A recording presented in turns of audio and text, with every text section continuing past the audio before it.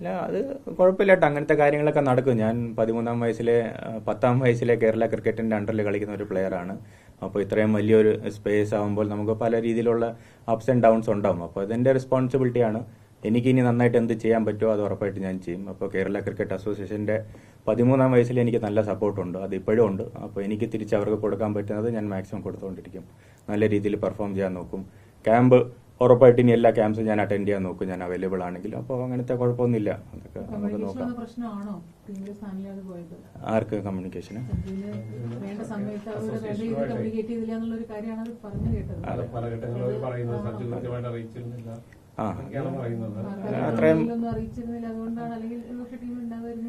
അത്രയും ഡീറ്റെയിൽ ആയിട്ട് ഞാൻ പോകുന്നില്ല. ഞാൻ പറഞ്ഞ പോലെ നമുക്ക് അങ്ങനത്തെ സംഭവങ്ങളൊക്കെ ഉണ്ടാവും.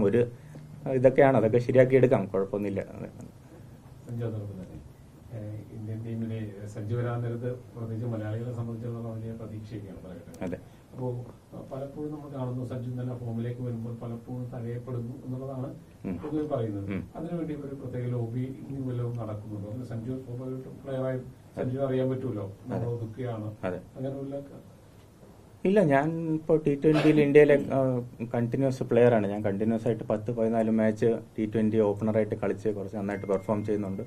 അങ്ങനത്തെ കുഴപ്പങ്ങളൊന്നും എനിക്ക് അങ്ങനെ തോന്നിയിട്ടില്ല. നമ്മൾ അങ്ങനത്തെ പ്രശ്നങ്ങളൊക്കെ അങ്ങനെ ഉണ്ടാവും തോന്നുമ്പോഴും ഞാൻ എൻ്റെ അകത്തോട്ടാണ് ഫോക്കസ് എടുക്കുന്നത്. എനിക്ക് നന്നായിട്ട് ബെറ്റർ ചെയ്യാൻ പറ്റും. 50 റണ്ണിൽ സെലക്ഷൻ കിട്ടിയില്ലെങ്കിൽ അത് 100 റണ്ണിൽ അടിക്കണമെന്നാണ് എൻ്റെ കോച്ചസും എൻ്റെ വീട്ടുകാരും പഠിപ്പിച്ചിട്ടുള്ളത്. അപ്പോൾ ആ രീതിയിലാണ് മൈൻഡ് സെറ്റ്. നമ്മൾ പുറത്തോട്ട് ഫോക്കസ് ചെയ്യാതെ എനിക്ക് ഇനി എന്ത് ബെറ്റർ ആയിട്ട് ചെയ്യാൻ പറ്റുമെന്നാണ് ഞാൻ ആലോചിച്ചിട്ടുള്ളത്. ഒരു സെഞ്ചുറി അടിച്ചിട്ട് കയറാൻ പറ്റില്ലെങ്കിൽ 3 റണ്ണം അടിച്ച് കയറാൻ പറ്റണം. ആ ഒരു മൈൻഡ് സെറ്റാണ് നമുക്ക് എല്ലാവർക്കും. ഞാൻ കളിക്കുന്ന എല്ലാ പിള്ളേർക്കും അതാണ് സജസ്റ്റ് ചെയ്യണം. നമ്മൾ ഒരിക്കലും സിസ്റ്റത്തിനെയോ അല്ലെങ്കിൽ കോച്ചസിനെയോ ക്യാപ്റ്റനെയോ നല്ല ബ്ലെയിം ചെയ്യേണ്ടത്. നമ്മുടെ പെർഫോമൻസ് ബെറ്റർ ആണെങ്കിൽ നമ്മൾ ഒഴിവാക്കുന്ന ഒരു ടീമും കാണത്തില്ല. നമ്മൾ അത്രയും ബെറ്ററാവാൻ ശ്രമിച്ചുകൊണ്ടിരിക്കണം.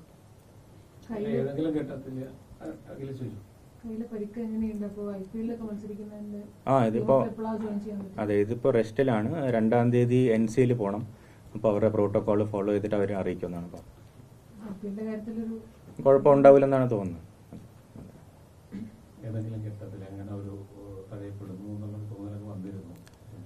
അതിന്റെ ഉത്തരവല്ലായിട്ട് ഇപ്പൊ പറഞ്ഞു. ഒന്നുകൂടെ പറയണം. തമാശയാക്കണം നിങ്ങള്. രാഫേൽ ജി ക്യാ കർത്താ ഹേ?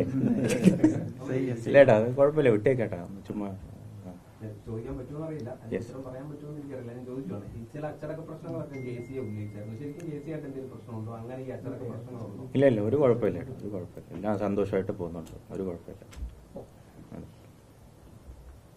സഞ്ജുവിനെ പിന്തുണച്ചു എന്നുള്ള പേരിൽ ശ്രീശാന്തിനെ JCയെ വിമർശനം ഒക്കെ ഉന്നയിച്ചായിരുന്നു.